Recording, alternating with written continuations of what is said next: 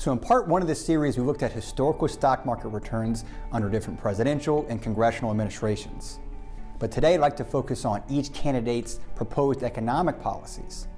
Now let's start with Joe Biden and his proposed tax policy changes, which his campaign has said will be used to invest in green energy, infrastructure, and Social Security.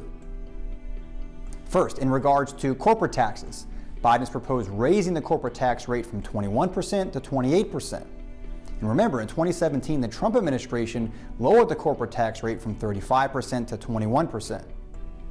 However, it would likely take a Democratic sweep of Congress to even enact this change. And even with a sweep, the move could be delayed depending on the economic environment. But if we do see a Biden win in a Democratic sweep in Congress, we may see corporations issue lower earnings estimates for 2021 as they prepare for higher taxes. Lower earnings projections would almost certainly be priced into the stock market.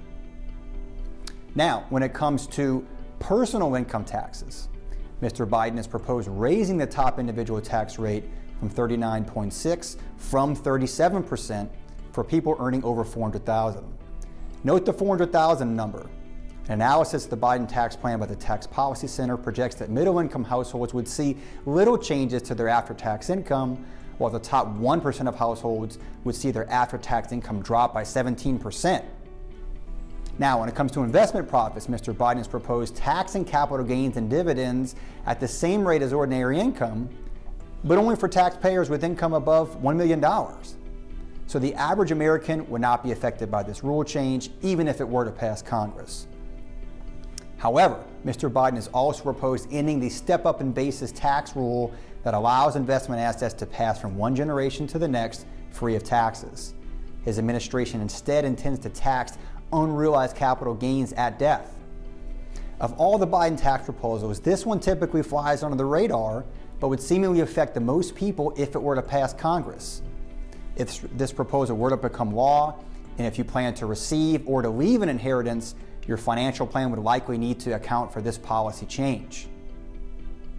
Now, when it comes to President Trump, his campaign hasn't released a full tax agenda for his second term.